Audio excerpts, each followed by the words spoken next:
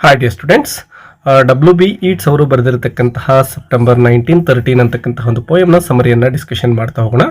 ಈ ಒಂದು ಟೈಟಲ್ ಅನ್ನ ಅಂದ್ರೆ ಸೆಪ್ಟೆಂಬರ್ 1913 ಅಂತಕ್ಕಂತಹ ಒಂದು ಟೈಟಲ್ ಅನ್ನ ಪೋಯಟ್ ತೆಗೆದುಕೊಳ್ಳಿಕ್ಕೆ ಕಾರಣ ಏನು ಅಂತಕ್ಕಂಥದ್ದು ಮೊದಲನೇದಾಗಿ ನಾವು ತಿಳ್ಕೊಬೇಕಾಗುತ್ತೆ.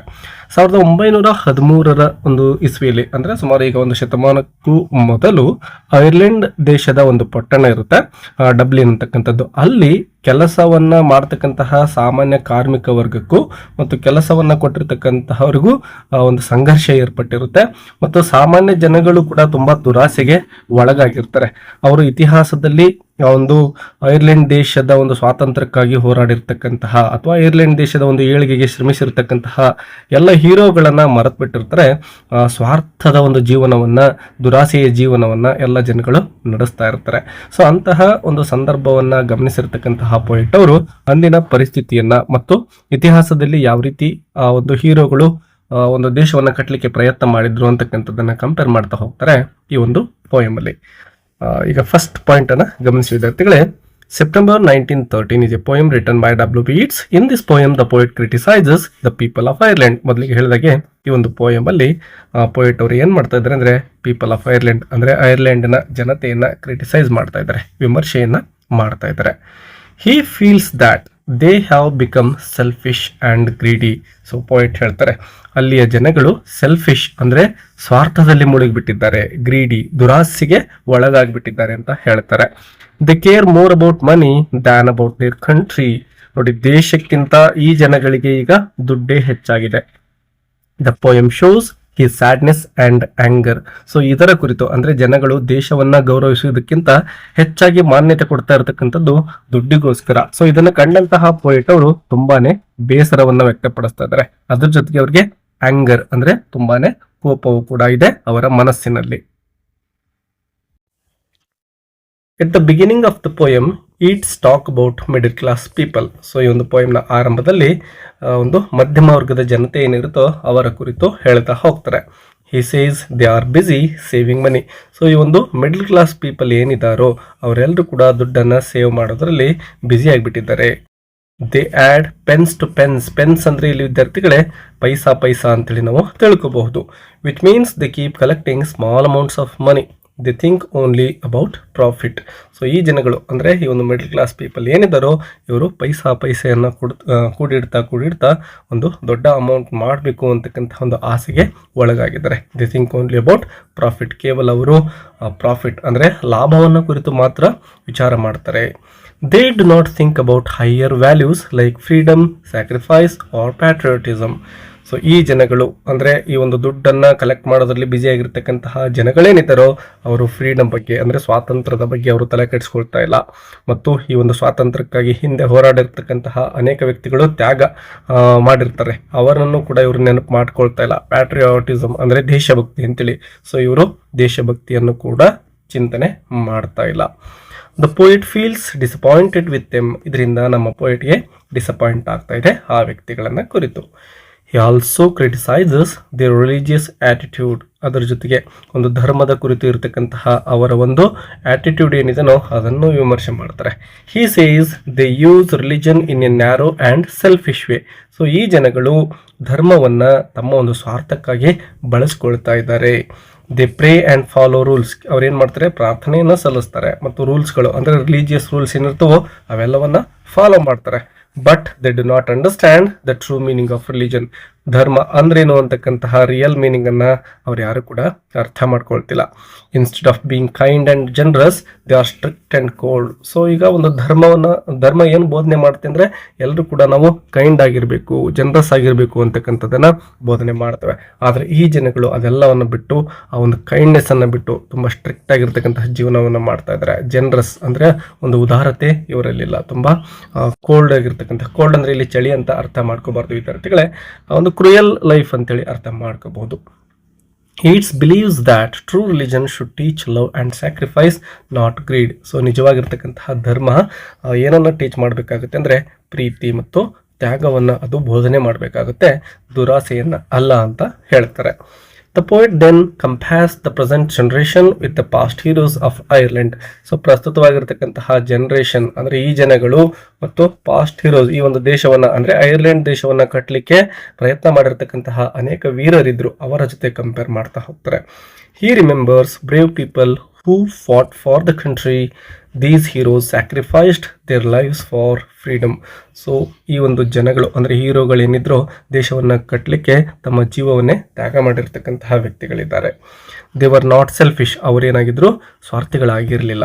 They did not think about money, ದುಡ್ಡಿನ ಕುರಿತು ಅವರು ಯಾವತ್ತೂ ಕೂಡ ವಿಚಾರವನ್ನೇ ಮಾಡಿಲ್ಲ. They thought about the nation and its future. ಕೇವಲ ಒಂದು ದೇಶ ಯಾವ ರೀತಿ ಏಳಿಗೆ ಆಗಬೇಕು, ನಮ್ಮ ದೇಶ ಅತ್ಯುತ್ತಮ ದೇಶ ಆಗಲಿಕ್ಕೆ ನಾವೇನು ಮಾಡಬೇಕು ಅಂತಕ್ಕಂಥದ್ದನ್ನು ಮಾತ್ರ ಅವರೆಲ್ಲರೂ ಕೂಡ ವಿಚಾರ ಮಾಡಿ ಅದಕ್ಕಾಗಿ ತಮ್ಮ ಜೀವವನ್ನೇ ಮುಡುಪಾಗಿಟ್ಟು ಶ್ರಮಿಸಿದ್ದಾರೆ. One important person mentioned in the poem is John O'Leary.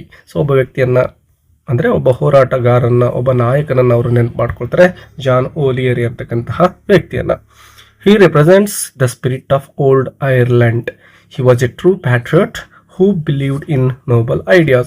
So ಇವರೊಬ್ಬ ಪ್ಯಾಟ್ರಿಯಾಟ್ ಅಂದರೆ ಒಬ್ಬ ದೇಶಭಕ್ತ ಆಗಿರ್ತಾರೆ, ನಿಜವಾಗಿರ್ತಕ್ಕಂತಹ ಒಂದು ಜೀವನದ ಮೌಲ್ಯಗಳನ್ನು ಅಳವಡಿಸಿಕೊಂಡಿರ್ತಕ್ಕಂತಹ ವ್ಯಕ್ತಿ ಇವರಾಗಿರ್ತಾರೆ. ಈಟ್ಸ್ ರೆಸ್ಪೆಕ್ಟ್ಸ್ ಹಿಮ್ ಡೀಪ್ಲಿ, ತುಂಬಾ ಗೌರವವನ್ನು ಈಟ್ಸ್ ಅವರು ಕೊಡ್ತಾ ಇದ್ದಾರೆ ಇವರ ಕುರಿತು. When the poet says that romantic Ireland is dead and gone, he means that people like O'Leary no longer exist. So ಇಲ್ಲಿ ಒಂದು ಲೈನನ್ನು ಪೋಯಿಟ್ ಅವರು ಬಳಸಿರ್ತಾರೆ, romantic Ireland is dead and gone. ಅಂದರೆ ತುಂಬ ಸ್ಯಾಕ್ರಿಫೈಸ್ ಜೀವನವನ್ನು ಮಾಡಿರ್ತಕ್ಕಂತಹ ಅನೇಕ ವ್ಯಕ್ತಿಗಳು ಏನಿದ್ರು ಅಂತಹ ಒಂದು ಸಮಯ ಈಗ ಉಳಿದಿಲ್ಲ ಅಂತಕ್ಕಂಥದ್ದನ್ನು ಅವರು ಇಲ್ಲಿ ಎಕ್ಸ್ಪ್ರೆಸ್ ಮಾಡ್ತಾ ಇದ್ದಾರೆ ಈ ಒಂದು ಲೈನ್ ಮೂಲಕ. The poet also mentions other heroes like Robert Emmet and Theobald Olftown. These men fought bravely for Ireland's independence. ಮತ್ತೊಂದಿಷ್ಟು ಹೀರೋಗಳನ್ನು ಅವರು ನೆನಪು ಮಾಡ್ಕೊಳ್ತಾ ಇದ್ದಾರೆ, ಯಾವ ರೀತಿ ಸ್ವಾತಂತ್ರ್ಯಕ್ಕಾಗಿ ಅವರು ಶ್ರಮಿಸಿದ್ರು ಅಂತಕ್ಕಂಥದ್ದನ್ನ. They risked their lives and even died for the country. So ಅವರು ತಮ್ಮ ಜೀವವನ್ನ ರಿಸ್ಕಿಗೆ ಒಳಪಡಿಸಿರ್ತಾರೆ ಮತ್ತು ದೇಶಕ್ಕೋಸ್ಕರ ಡೈಡ್, ಜೀವವನ್ನ ತ್ಯಾಗ ಮಾಡಿರ್ತಕ್ಕಂಥವ್ರು. They are symbols of courage and sacrifice. So ಈ ಒಂದು ಹೀರೋಗಳೇನಿದಾರೋ ಅವರೆಲ್ಲರೂ ಒಂದು ಸಂಕೇತವಾಗಿದ್ದಾರೆ. ಯಾವುದರ ಸಂಕೇತ ಅಂದ್ರೆ ಕರೇಜ್ ಅಂದ್ರೆ ಒಂದು ಧೈರ್ಯದ ಸಂಕೇತ, ಸ್ಯಾಕ್ರಿಫೈಸ್ ಅಂದ್ರೆ ಒಂದು ತ್ಯಾಗದ ಸಂಕೇತ ಅವರಾಗಿದ್ದಾರೆ. It feels that the present generation cannot match these great heroes. ಇವತ್ತಿನ ಸಮಾಜದ ಜನಗಳೇನಿದಾರೋ, ವ್ಯಕ್ತಿಗಳೇನಿದಾರೋ ಅವರು ಆ ಒಂದು ಓಲ್ಡ್ ಹೀರೋಗಳ ಜೊತೆ ಕಂಪೇರ್ ಮಾಡಲಿಕ್ಕೆ ಆಗೋದಿಲ್ಲ. Today's people are only interested in business and comfort. ಈಗಿರ್ತಕ್ಕಂತಹ ಜನಗಳು ಕೇವಲ ವ್ಯಾಪಾರದಲ್ಲಿ ಬ್ಯುಸಿ ಆಗಿಬಿಟ್ಟಿದ್ದಾರೆ, ಒಂದು ಕಂಫರ್ಟ್ ಆಗಿರ್ತಕ್ಕಂತಹ ಜೀವನವನ್ನು ನಾವು ಮಾಡಬೇಕು ಅಂತಕ್ಕಂಥದ್ದನ್ನ ಮಾತ್ರ ಅವರು ಆಸಕ್ತಿಯನ್ನ ತೋರಿಸ್ತಿದ್ದಾರೆ. They do not have the same passion for freedom. ಸ್ವಾತಂತ್ರ್ಯಕ್ಕಾಗಿ ಆ ಹೀರೋಗಳು ಯಾವ ರೀತಿ ಸ್ಯಾಕ್ರಿಫೈಸ್ ಮಾಡಲಿಕ್ಕೆ ಸಿದ್ಧರಾಗಿದ್ರು ಆ ರೀತಿಯ ಮನಸ್ಥಿತಿ ಇವರಿಗೆ ಯಾರಿಗೂ ಇಲ್ಲ. They have forgotten the sacrifices of the past. ಅವರೆಲ್ಲರೂ ಮರೆತು ಬಿಟ್ಟಿದ್ದಾರೆ ಆ ಒಂದು ಹಿಂದಿನ ಜನಗಳು ಯಾವ ರೀತಿ ತ್ಯಾಗವನ್ನು ಮಾಡಿದ್ರು ಅಂತಕ್ಕಂಥದ್ದನ್ನೇ. This makes the poet feel sad and angry. ಇದರಿಂದಾನೇ ಪೋಯಟ್ಗೆ ಕೋಪ ಬರ್ತಾ ಇದೆ ಮತ್ತು ಬೇಸರವೂ ಕೂಡ ಆಗ್ತಾ ಇದೆ. In one part of the poem, it says that even if these heroes came back to life, people would not understand them. ಒಂದು ವೇಳೆ ಅಪ್ಪಿ ಆ ಹೀರೋಗಳು ಮತ್ತೆ ಜನಿಸಿ ಬಂದ್ಬಿಟ್ರೆ ಜನಗಳು ಅವರನ್ನ ಅರ್ಥನೇ ಮಾಡ್ಕೊಳ್ಳೋದಿಲ್ಲ ಅಂತ ಹೇಳ್ತಾರೆ. They would think the heroes were foolish.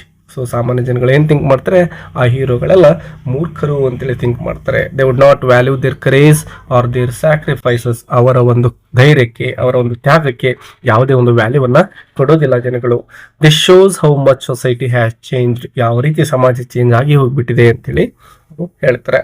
The repeated line in the poem is very important. It says romantic Ireland's dead and gone, it's with O'Leary in the grave. This line expresses the main idea of the poem. So ಮೊದಲಿಗೆ ಹೇಳಿದಾಗೆ ಈ ಒಂದು ಪೋಯಮ್ನ ಮುಖ್ಯವಾಗಿರತಕ್ಕಂತಹ lines ಇವಾಗಿವೆ.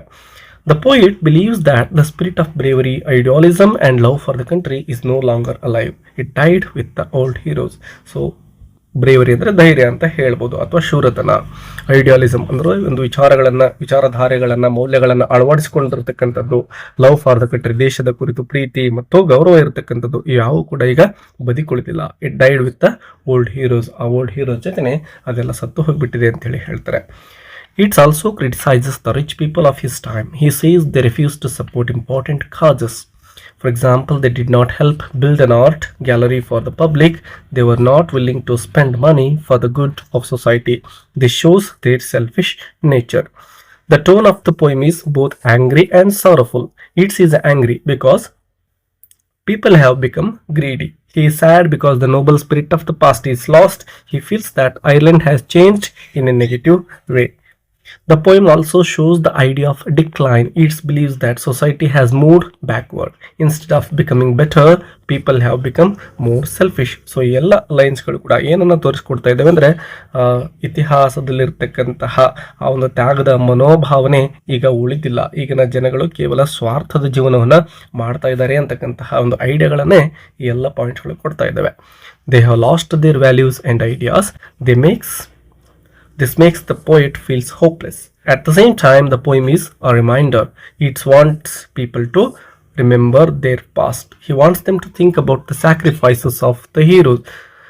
He hopes that people will change their attitude and become more patriotic. So, ಹಿಂದಿನ ಒಂದು sacrifice ಮಾಡಿರ್ತಕ್ಕಂತಹ ಹೀರೋಗಳ ಜೀವನವನ್ನು ಒಂದು ಸಾರಿನ ಅದನ್ನು ನೋಡಿ ಅಂತ ಕರೆ ಕೊಡ್ತಾ ಇದ್ದಾರೆ.